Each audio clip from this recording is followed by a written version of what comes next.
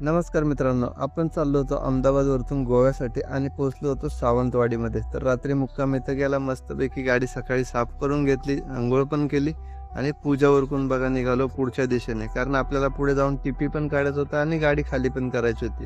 तर मग निघालो डायरेक्टली बॉर्डरच्या दिशेने. बॉर्डरवरती पोहोचलो. आपल्या गाडीचा टीपी काढून घेतला. इथे ₹650 3 महिन्याचा आपल्या गाडीचा टीपी निघाला. ते ₹100 साहेबांसाठीच असतात, कारण टीपीवरती 550ची अमाऊंट येते. मग काय पुढे जाऊन केला आपला नाश्ता आणि मारला आपल्या गाडीला स्टार्टर. कारण आपल्याला आता जायचं होतं गाडी खाली राहिलो, नॉनस्टॉपच गेलं पाहिजे म्हणून स्टार्टर मारला. कारण हे एअरपोर्ट पासून एक 20-25 किलोमीटरचं अंतर राहिलं होतं. मग मध्येच महाराजांचं स्मारकाचं दर्शन घेतलं. बरं, छत्रपती शिवाजी महाराज की जय म्हणत गोव्यामध्ये एंट्री केली. समोर दिसतोय तो मस्त असं गोव्याचा ब्रिज.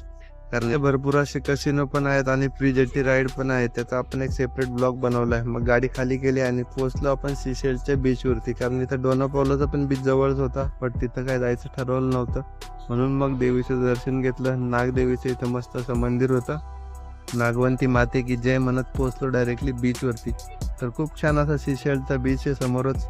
मला आता पाहायला दिसलं असेल. भारी वाटलं समुद्रावरती गेल्यावरती, एकदम फ्रेश वाटलं. कारण गाडीच्या प्रवासामध्ये भरपूर असं थकून गेलो होतो. सिशेल्ड असल्यामुळे आपण इथं शंख पण गोळा केले आणि मस्तपैकी बीचचा नजारा एन्जॉय करत 10-15 मिनिटं इथे टाइमपास केला.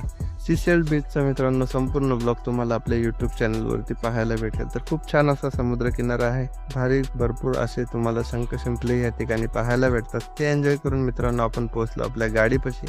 आणि पाहिलं तर काय, आपल्या गाडीमध्ये चावी आतमध्येच विसरलो होतो. कारण एक्साइटमेंटच्या नादामध्ये चावी विसरून जाणं हे साहजिकच होतं.